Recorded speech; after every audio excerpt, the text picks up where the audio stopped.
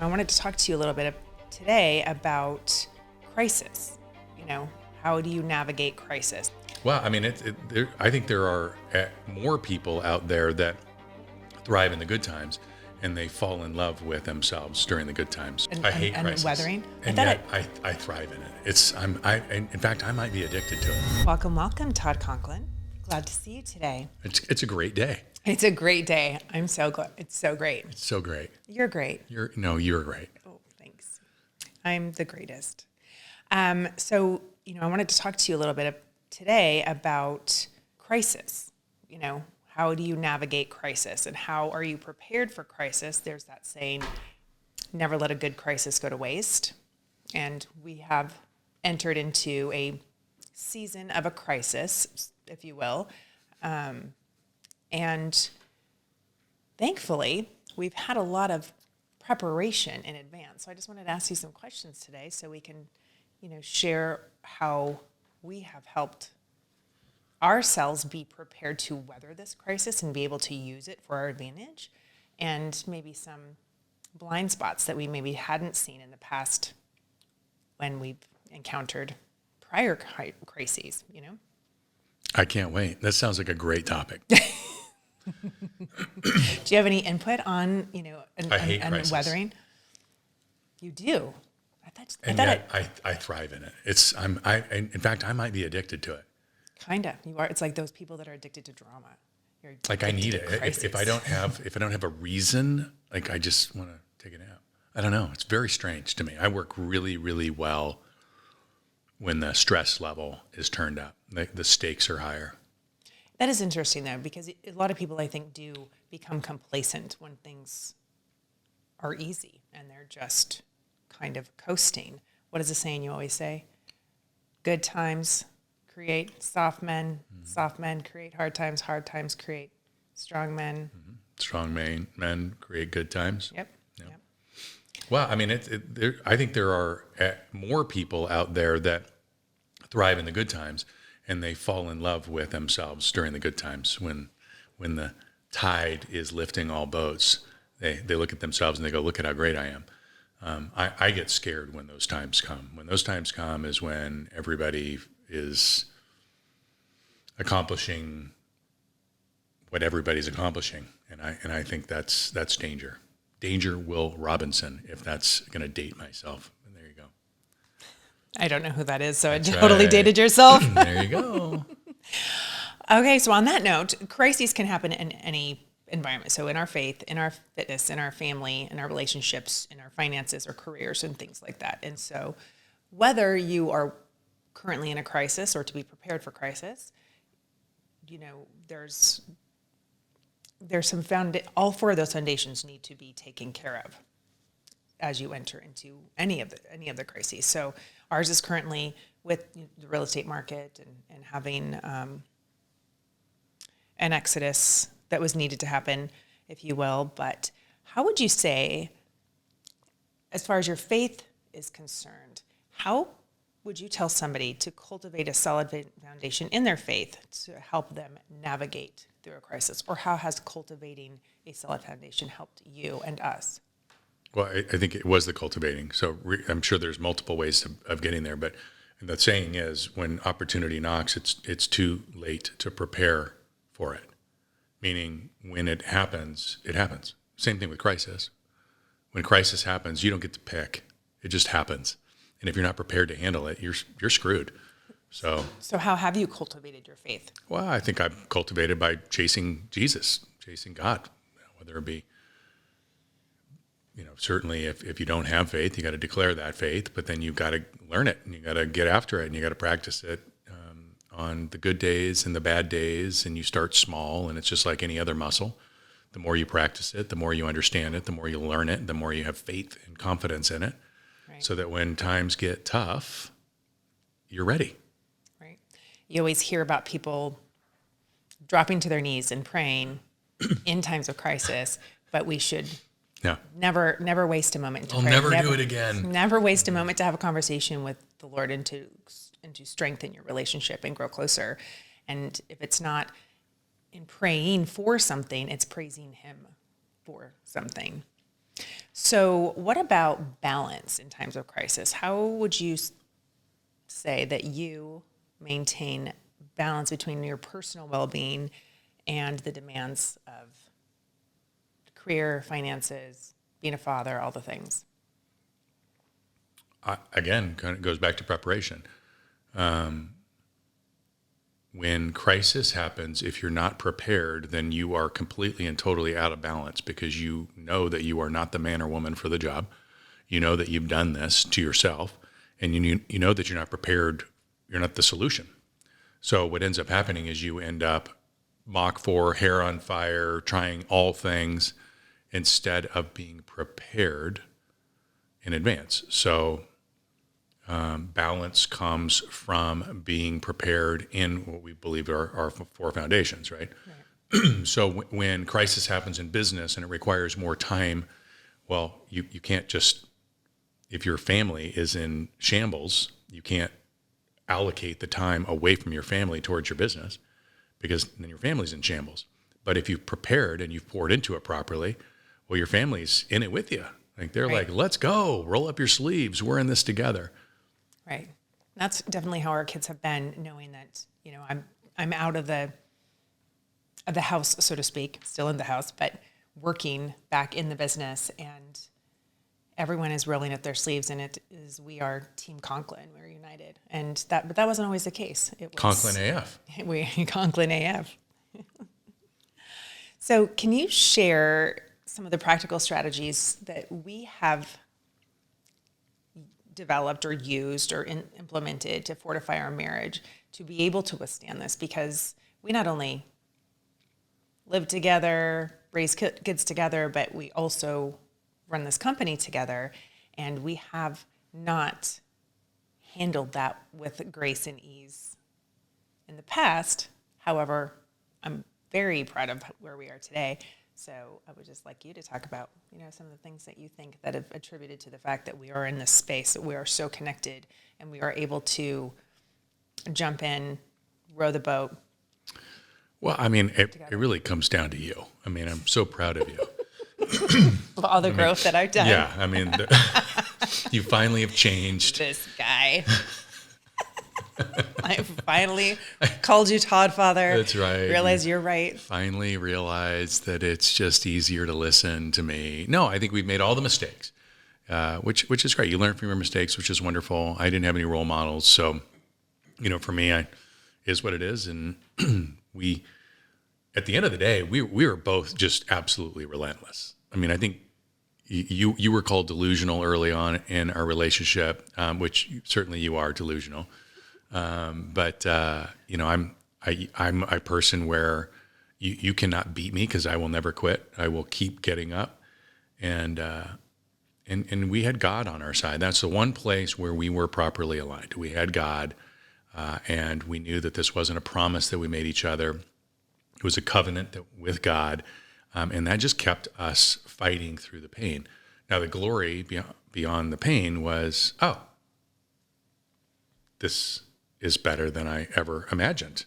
And together we can do some pretty exceptional things. And it's not just in our marriage that we're impacting, it's in our kids, and it's the legacy we're leaving for them, and how to choose a mate and how to treat a mate and how to be great men. The legacy we leave in our company, and being able to lead other people to not experience the pain you and I have experienced. So what are some of those things, though, specifically that we have done that has strengthened our bond, brought us closer to God, strengthened our family, all of those things? Well, number one, we made a commitment to build something exceptional instead of average. And exceptional is intentional. And we set out with, all right, well, how do you define an exceptional marriage? What actions, what actions need to be taken in order to have that exceptional marriage? And then we hold each other accountable to doing it. Yeah. In love, accountable in love. And it's, we don't quit. Like you said, we will not quit. So, and you talked about our faith in God, how, in your experience, how does a crisis impact an individual's beliefs in spirituality? And what steps would you tell somebody they should take to emerge stronger in their faith? That was a long question. Oh my gosh. I mean, for a guy that's got ADD, I know. An 8-hole with ADD. I feel like I'm interviewing Ron Gronkowski at the Rob Gronkowski Wow. at this point. Me know that, not real money. That's hilarious. She did actually the other day say, "I really wish you were smarter." Wow, that is fantastic. That when you take things out of context, it's just not fair to me. I really was wanting to ask you, what were you watching? It was about those wicked smart people, and I just had no idea. It was something about nuclear fission versus fusion. It was yes, fission and fusion, and Yeah. there's a lot of science there I don't understand, and I just wish that you were smarter in that in that vein. But you're, anyways. Okay, so in your experience, how does a crisis impact one's beliefs and spirituality? I think that it can either fortify it or it can fracture it, and I think it's a choice. Right. So, but again, preparation goes into it.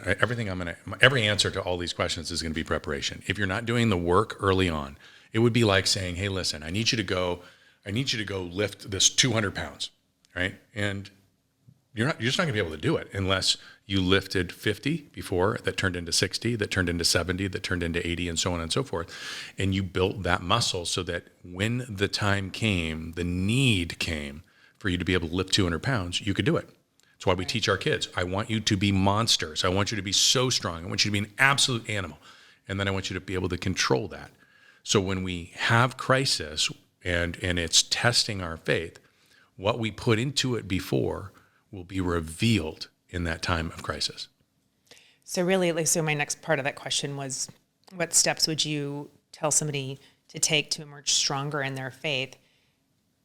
I mean, it would be just to start. If you're wanting, using your weightlifting example, if you want to lift 200 pounds and all you can lift is 10, just start lifting 10 pounds.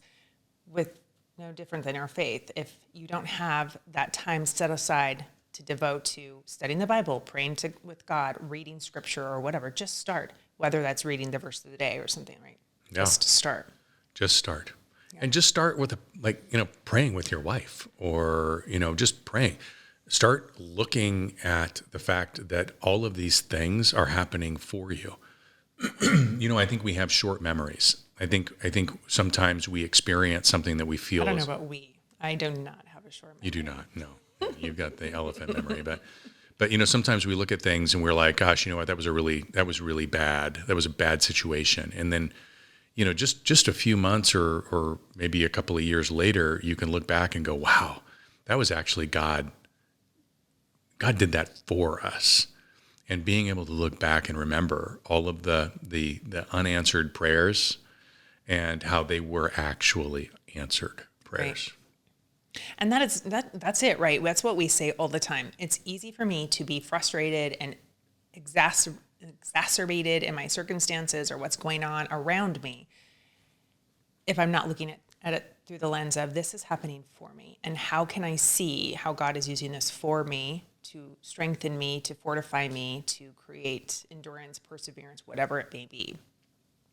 Great answer, Todd. Thank you. Great, just great. So it is a great day, isn't it? It is such a great day. So what are so another part of being, our faith, we talked about our faith, our marriage, because it is stressful working with your spouse.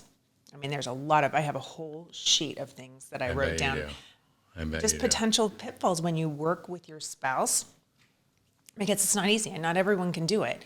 And we have not done it well, and we've done it really well. And so what are some practical steps that you would say individuals can take to safeguard their health, their marriage during times of crisis? And how can we navigate disagreements constructively? Because we work together, we don't always see eye to eye. Well, where's the crisis? Well, the crisis we're in So business. a business crisis, and husband and wife work together, how do you manage that? Yeah. Well, Well, yeah. I mean, again, I don't think that you can get into a crisis and then suddenly manage it properly. I think this is something that you establish early on: expectations, standards, understandings, boundaries, all of those things, because you have to be battle tested, stress tested. Like when stress comes, when crisis comes, oftentimes what I'm doing is I'm not looking at like the solution. I'm actually using that stress to identify areas where I'm going to fix later. Like to me, that shows me my weaknesses. And so I will make note of those. Of course, you have to do what's necessary, but it's like your wedding day, right? Like you're not going to save your wedding day if you didn't do all of the prep ahead of time. You're not going to save it on the day. It just is what it is. If you planned it properly, you executed properly along the way, awesome, you're going to have a great wedding day. If not, it's probably going to be a shit show. So you're saying, but like a wedding day doesn't happen just once. I mean, we hope it does. we hope it does, wedding day. But the crisis, and whether it be Are you trying to relationships. tell me something? No, what I'm saying is you said that earlier today that, unlike a wedding day, we get to do this. Oh. We're experiencing these things again. Like a wedding day, you would identify, oh, I forgot to send out the RSVPs or save the dates or whatever. That's what you're suggesting when you say you're looking at things. Okay, that I should have done all of this stuff that was broken. I can't do it now because it's the day, but let's not use the marriage thing anymore, I know. because the next time I get married, I'm going to remember to send out those save the dates. Well, listen, and I'm not suggesting that if you're in crisis that you should just throw your hands up, right? Like in aviation, when you learn how to fly an airplane, they talk about there will come a time when shit gets real and your number one goal is to keep flying the airplane. You'd never stop flying the airplane. I don't care how bad it gets, keep flying the airplane. Now, what I'm suggesting is that you don't get yourself into the crisis to begin with, that you prepare in advance so that what normal people would experience as a crisis, you just experience as a test. You did all the prep. You can look at it objectively and say, hey, here's an area where we're not functioning properly. So in the future, that's an area that we're going to lean into. But it's not a crisis. It's a speed bump. So what role does communication play in strengthening relationships during times of crisis? Helping us navigate disagreements, since we don't always. Yeah, it's huge.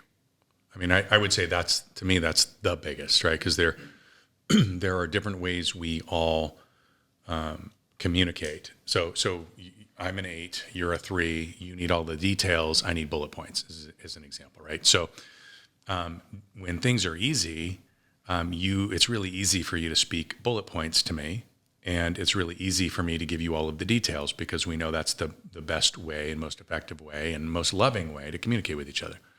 But when the stress gets turned up and you're in crisis mode, we have a tendency to revert back just to the way we do it. Right.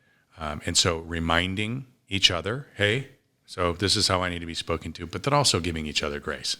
This is true. Lots of grace. Communication style is huge. And you're right, because I will just go on and on. And when I'm super stressed and you're like, just get to the point.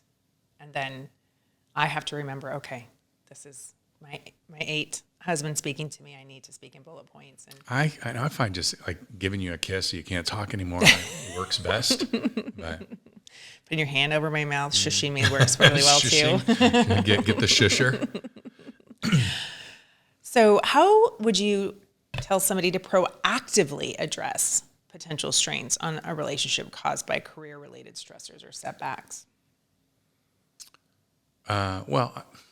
So I think that scared money makes bad decisions. So being proactive, the stress oftentimes when it comes to career crisis has to do with money.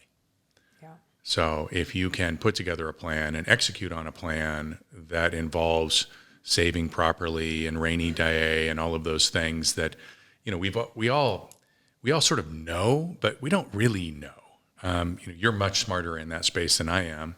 And yet we learned, you and I went to Financial Peace University, and as painful as it was to go to that class, we actually did learn a lot on a really sort of fundamental basis, which I thought was really cool.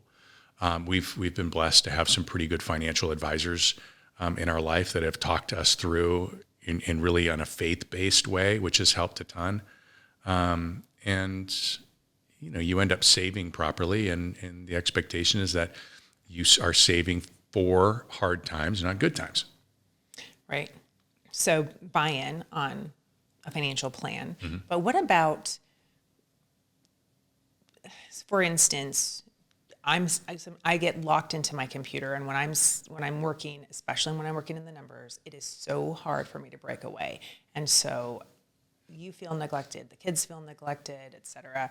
There are times when you're taking calls from agents or staff, and there's drama that you're having, or fires to put out, or things you're having to solve, and it's during our family time, or it's during a baseball game or something like that. What would you say to somebody who's frustrated with their spouse for not being able to just shut it off? Well, it could be a variety of different things, right? It could be that you are not acknowledging the fact that this is a family business, that you're not in it alone. And so there are going to be times we don't believe in balance, we believe in flow. There are going to be times that each of those areas are going to require more attention, more time, more money, more effort, et cetera. So that's number one. It could be that you just really aren't acknowledging those boundaries. There was a time in our marriage where you told me that things were going to change. That really did have to do a lot with the amount of time and effort that I was putting towards work and not family. And I always tell people that, if you follow through for your family 8 times in a row, if you need a couple of free passes to go deal with some emergencies, they're all in. Right. The problem happens when 8 times in a row you haven't followed through and you want a ninth. It doesn't work. Right. So there's no balance. Balance is bullshit, we say, but there is a season, and there are times that are going to require more of each one of us, and it is the ability, going back to communication, having those conversations. Hey, I know this is going to suck for a while, but I'm going to need to just put my nose to the grindstone and plow through these numbers. And I just need 1 year. Oh, yes, the famous last words. Shannon, you just need to let me work really hard for 1 year. That was 20 years ago. 18 years ago. 18 years ago. Almost. Not quite. Oh, for goodness sakes. So how does prioritizing emotional and mental health in a relationship contribute to resilience in times of crises? I feel like you should answer that one. I feel like you asked that question so you could answer that question. No, I didn't. Are you sure? I promise. I want to hear from you, Todd. Yeah. I mean, listen, mental and emotional health is so critical to any relationship, any business, any health and vitality. Like, it's critical. And we don't spend much time talking about it because it's either taboo or, if you're a dude, it's probably not very cool to talk about. But yeah, you gotta lean into that. But I think it's a lot less about like going to get a psychiatrist and a counselor, and it's a lot more about doing the things that you already know, right, or you should know. I mean, come on. Listen, we all know that if you eat like shit, your emotions are all over the place. Yeah. And the more your emotions are all over the place, the worse your mental health is. We all know that if you don't go outside and get some fresh air and take care of your body and get some exercise, that mentally you are more likely to go into a depression. We all know that drugs and alcohol do not help mental health. They hurt it. And yet we have this tendency to sweep some of these things under the carpet. So I'm a big believer that when things begin to get tough, that's the moment that you really need to get good. And so I'll give you an example. I love me a whiskey and a cigar, all right? But when things get hard, I'm less likely. Like a lot of people will be like, oh, hey, I have had a really hard week. I'm going to have some cocktails. No. If you've had a really hard week, now's the time not to have the cocktails. Right. Like now's the time to get really disciplined, because the stakes are higher. And this is the opportunity. And here's the other piece of that is that while everybody else is having the cocktails because it's hard for everybody, this is your great opportunity to differentiate yourself and accomplish something that nobody else is accomplishing. And I would add to that too, being in a relationship and going through crisis together. I mean, you're my best friend, and I couldn't have always said that. But no, truly, though, and I couldn't have always said that in the entirety of our marriage. I would like to think that I could have, but I'm being honest, I couldn't.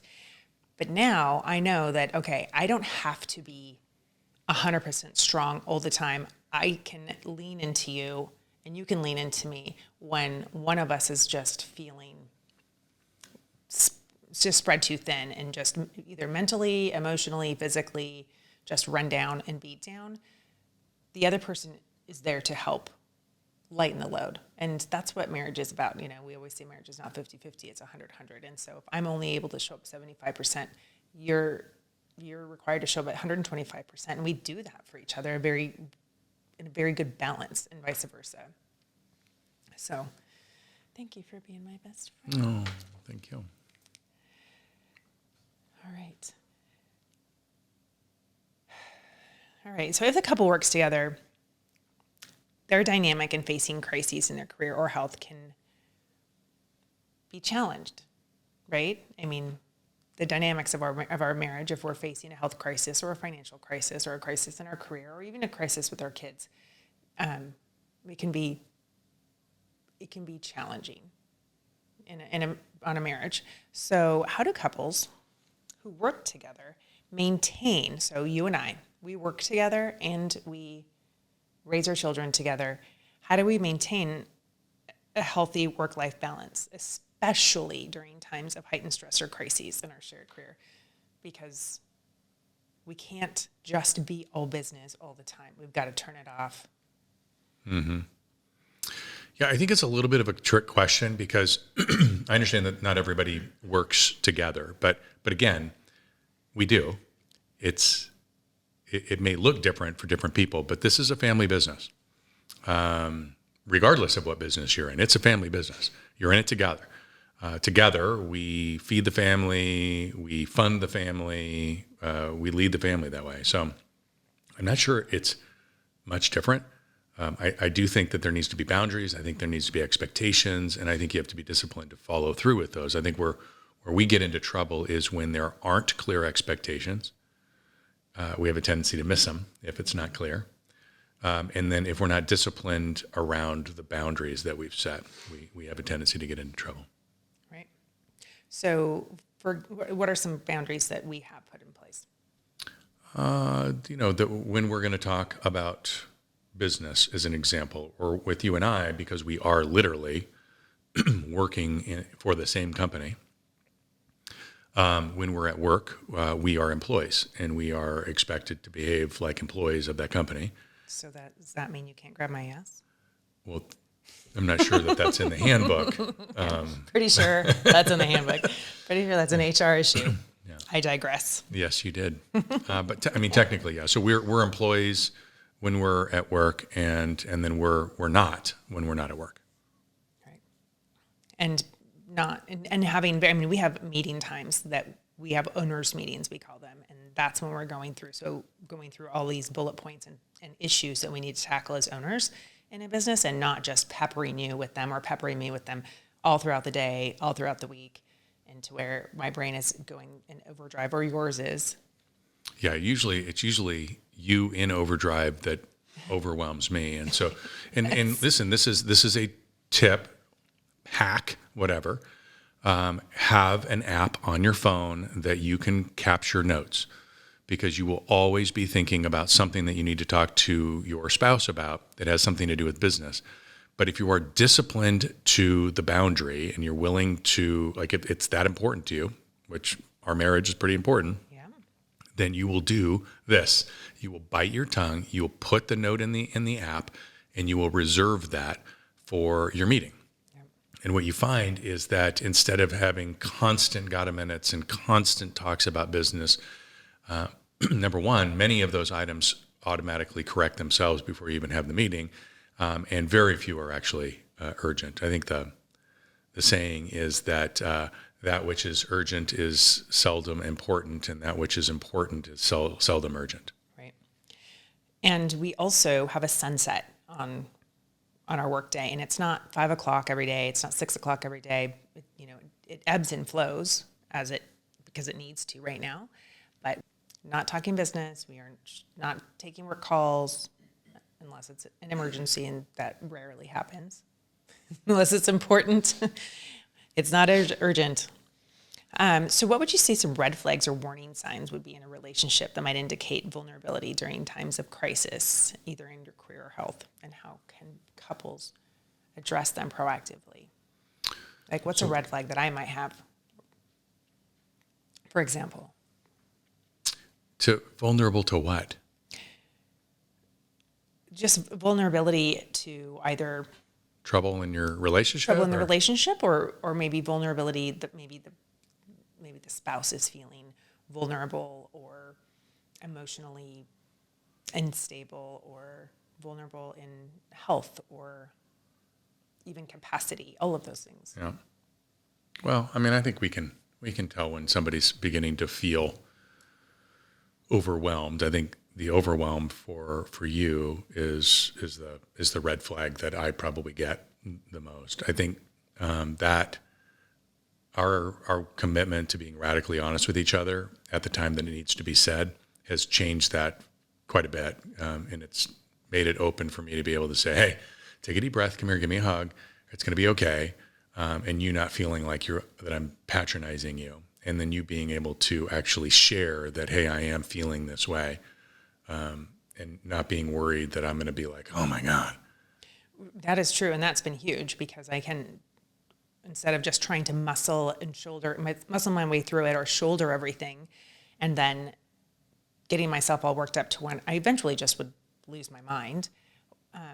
But then also being able to tell you, I am feeling so overwhelmed because, like I say, it's one thing to, be juggling having a lot of plates in the air, but when every single plate is a different china pattern, it needs to get put into a different cupboard, that's when my brain just goes sideways. Sounds great.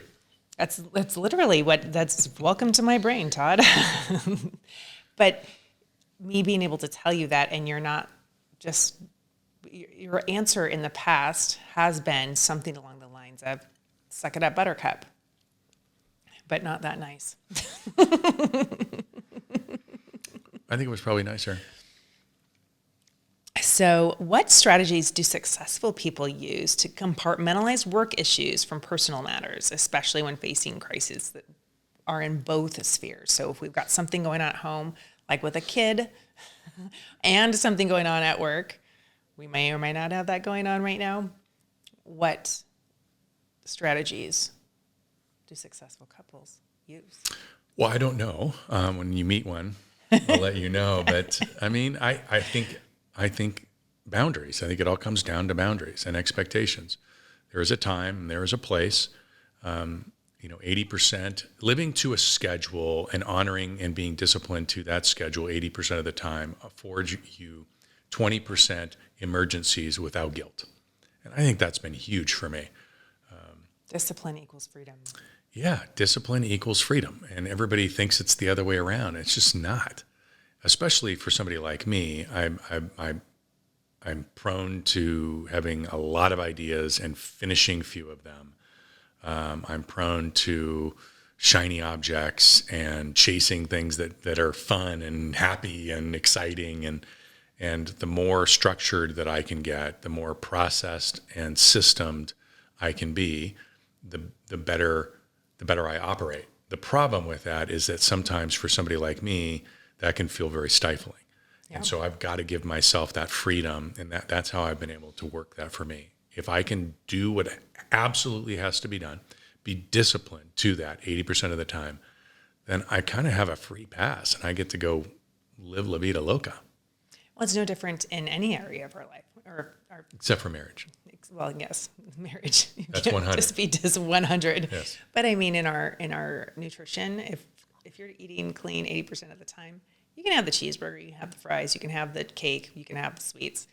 If you're working out, if you're 80% of the time, you can have a lounge day, a veg day, hang by the pool like we did this weekend, which was very, very nice and much deserved, much needed. All right. So what are some effective ways couples who work together can provide mutual support and encouragement during crises? Well, I think that's the hard part, right? Because when you really are working together in the same business and you are in crisis, you are both feeling it. And so, if you work in separate businesses, at least, the hope is that, maybe your work's going well, mine sucks. So I can lean on you for some joy. But right now, we're in a challenging market, challenge at the office with some staffing issues. And, we're both feeling the stress and pressure. So I think it's just discipline, honestly. And I just think it's saying, hey, listen, we're both feeling it, but we've got to remember to lean on our faith that this is happening for us. It's not happening to us. And that for every challenge is an opportunity. And we're living it right now. The opportunities that are presenting themselves as a result of our faith and us doing the right thing and letting go of the right people and keeping hold of the right people and making the tough choices and the hard decisions and making the changes necessary. We're seeing it. We're literally living the fruits of that labor right now. Right. Like we always say, God will not do what we can do. So as long as we're doing what we believe God's will and purpose is for us, and he'll take care of the rest. I mean, he has blessed us in ways we couldn't even have imagined or dreamed of or even prayed for in the past. And so we know that he'll show up for us the same way again. The other piece to that, I think, that you and I do a really good job at now is that, marriage is 100-100. So there are times when you're depleted and deflated and not feeling optimistic, and I'm able to turn up my optimistic meter, if you will. And the same goes the other way too. Mm-hmm. Yeah. All right. So what role does empathy and understanding play in maintaining harmony? Well, I don't know. I don't have any. What's harmony? I know you have to ask somebody with some empathy. All right. I'll move on to the next question then. Ouch. You're supposed to say that's not true. Too easy, too low hanging fruit. Seriously, do you want me to go on to the next question? No, listen, I think it plays a role. I don't think it's the thing. I think the thing is, how do you react to what other people say? If you are expecting other people to take ownership of your emotions, your reactions, well, then you're in for a pretty rough ride. Take ownership of your stuff. There are times when you are in a bad place and you say things that I don't like, or you say them in a way that I don't like. And I have a choice. I have a choice as to how I'm going to react or respond. If I react, it's probably going to be a rough day. If I respond, it's probably going to be just fine. Right. And vice versa. Of course, it doesn't happen very often, but rarely, if at all. But yeah, being unoffendable is a choice. That's like right. We allow people to offend us, and 90% of the time, and it's really narcissistic to be offended by everything, because 90% of the time it has nothing to do with you. Yes. So, can you share strategies or practices that we have found that help us prevent burnout or exhaustion, especially during prolonged periods of stress or crisis? The longest period of stress or crisis was circa 2008 and beyond, I feel like. And we did not have a lot of great strategies that we implemented back then, but I feel like we do now. So, yeah, those were tough. Wow. Those were tough.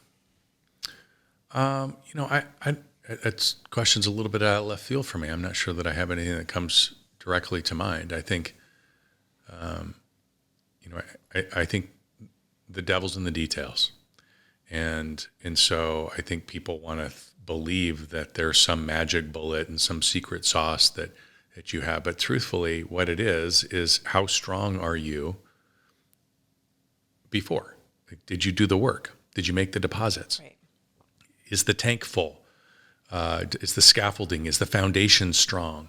Because I think what happens is what is insurmountable for one couple is light work for another couple. Well, why is that? I mean, it's the same circumstance. Like one couple can go through financial destruction. One couple can go through the loss of a child, and it still get through it. And yet the other couple can have a kid that knocks somebody up or flunks out of school or have some kind of a challenge financially, not destruction, but challenge. And it's the end of them. And we saw it happen in COVID when businesses were going out of business and marriages were failing left and right. And frankly, we're kind of seeing it right now, right? The stress that marriages are being put on or put under as a result of the financial crisis that's going on right this second. So I think that if you are looking for a life preserver right now, it's because, number one, you didn't do the work before. Yeah. And then number two, your life preserver, number one is God. And number two, you have got to right this second surround yourself with other men and women that have been there, that have done that have succeeded, and you need to borrow their courage. Right. There are, just going back to the other things, you kept saying preparation. I mean, that's, if you haven't been making those deposits, if you haven't been intentional leading up to the crisis, don't throw the baby out with the bathwater.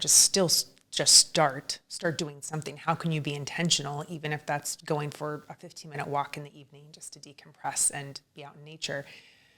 All of our marriage non-negotiables have set us up for massive success in that we don't have burnout and we can just rest and in just the strength and bond that we have in our marriage. Yes, 100%. We didn't get to where we are today, whether that be in our faith, whether that be in our family dynamics and relationships, whether that be in our fitness, in our health, or in our business overnight. We did not get here overnight. It took days and months and years to get here. And it's not going to get solved or corrected in a day or a night. It's going to take a lot of work. Brick by brick, as you said many years ago, that wall was put up and you were done. The wall was too high. And I had to take that thing. I couldn't smash it down all at once. I had to take it down brick by brick. That's so awesome that you remember that. So just for those of you listening, years ago I read a Bible study and it talked about how when a woman... Do we really need to tell this story? Yeah. When a man puts up a wall, it's kind of like a automatic, I picture like a metal flat thing that comes out of the ground that just goes up and then it can just come back down. Women build their walls out of bricks, and it's one brick at a time. And in that study, it said when she places that last brick, it's nearly impossible to tear that wall down. And that is absolutely what we had to do, is take it apart brick by brick. And I kicked that wall down.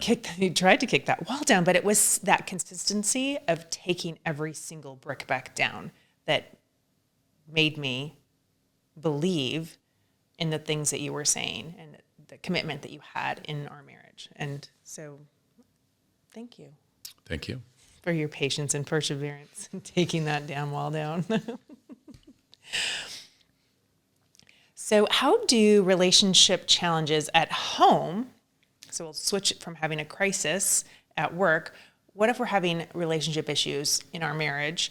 How do they manifest at work? And what are some common signs that indicate they're impacting your work? Well, dramatic, probably, but I always look at it that I go to war every day. Mm-hmm. And I understand that the consequences of not being prepared, not being the right mindset, heart set, ready to go to battle, today is different than it was back in the days where literally you were going to battle and it was life and death. But to a certain extent, it could be the life and death of your marriage. It could be the life and death of your business. We talk about this. I know it's not popular, but like if you send out your husband, if you guys have got a problem and you are not, your intimacy sucks and it's bad, well, your husband is going to leave your house and he's going to go out there and somebody else is going to feed him. And I know that sounds horrible, but that could be just emotionally. It could be just an ego stroke, or it could be worse. Like it could be, and so I think you got to be careful. I think you've got to guard your marriage as if your life depended on it, because I think it does. I think the life of your kids and what they will experience in life, you are literally creating a consequence that will last not your life, not your kid's life, but likely your kid's life as a result of that decision. And often it's an ego thing, right? So I can be mad at you for something that you've done, but that does not change the fact that I love you and that I need to prepare you to go out into the world and to be able to fight Satan, fight whatever, war that you need to fight, and vice versa. And then when you come home, I need to be able to love you and put you back together. And that is something, it doesn't matter what kind of a disagreement, argument, or even, 4-alarm firefight that we get into, as long as you're feeling like, this is my queen, I come back home, she puts me back together again, even when she might not like me. Because there are times I don't like you, but I always love you. And in the past, we would, there's that saying, don't go to bed angry. I'm not a huge fan of that saying, because I think there are times that, a good night's sleep actually might help clear heads, but never leave town angry. We did that actually recently, and it was, devastating. It was terrible because you weren't able to be as effective as you should have been and needed to be. And so it did a disservice to our staff and agents that you were out of town visiting, and did a disservice to our kids who had a shell of a mom here. And we vowed like that will never happen again. It wasn't even that big of a deal, but it was something that just lingered. And so never let the sun go down on your anger is not necessarily how I would say it, but never let an airline sail off on your anger or something. Yeah. Well, it's an ego thing, right? I mean, come on, like check your ego. If you are one, how long is your left hand mad at your right hand for doing something stupid? It just doesn't happen. You just got to let it go and work it out. That's a good one. Did you make that up just now? I just now made it up. I'm trying to get smarter. Okay, so how can, let's see, which question do we want to go to next? So would you say that, how have we managed and leveraged, utilized mentors, coaches, things like that in our relationship to help us better understand not just our roles as husband and wife, but also colleagues, co-founders, whatever at work? It's 100% the reason for, I'll just put it on me. It's 100% the reason for my success is my willingness to seek out and listen to mentors, coaches, whatever. And what I would say is those people that don't, I think there's a level of arrogance or narcissism or lack of humility at best associated with that they have it all figured out, or somehow or another they're acknowledging themselves as less than they want to be acknowledged as by asking for help. I am like, I don't care. I know I'm not the man for the job when I go into something new. Like I wasn't the man for the job when I learned how to walk, right? But somebody taught me how to walk. I wasn't the man for the job to learn how to talk, but somebody taught me how to talk, how to do math, how to ride a bike, and so on and so forth. And at some point, we get to a place where our ego, I guess, gets in the way, and suddenly we're no longer acknowledging that we're not the man for the job. The challenge with that is that is the day that you stop growing. And if you are not growing, you are being passed by. And if you're being passed by, you're being passed by your employees, the people that are looking to you as a leader. But it's also your kids. There's a lot of kids out there that are not looking up to their fathers as their role models, as their heroes, as their mentors, as their coaches. Right. They're looking to some other random dude as their leader. I mean, I can't think of anything worse than that. So I am all in on mentors. I am all in on coaches, and always growing in all the ways. Well, and even recently, Cole brought that up when you were working so much, and it was for the family. It was for your kids that you were traveling so often that he looked to his football coach as his mentor. Great guy. So he couldn't have picked a better guy in that season of his life. But exactly that, you don't know who you can't control who your kids are going to look for if you're not there. They are going to be looking for someone. Also, I think a lot of times people either are too insecure to raise their hand and admit that they need help, or too afraid, or it could be financial. And so with regards to like mentors and coaches, it doesn't have to be somebody that you pay for. If it's in your marriage, go find some couples that have marriages that you like and surround yourself with them. If it's fitness and health, find people that have achieved something in their fitness and health that you want to achieve, and just go hang out with them. You can even offer to take them for a cup of coffee. So it doesn't have to be someone that you pay, and it doesn't have to be you literally hiring someone to, hold you accountable, which I know you love when people hire coaches to hold them accountable, but it just needs to be getting in proximity.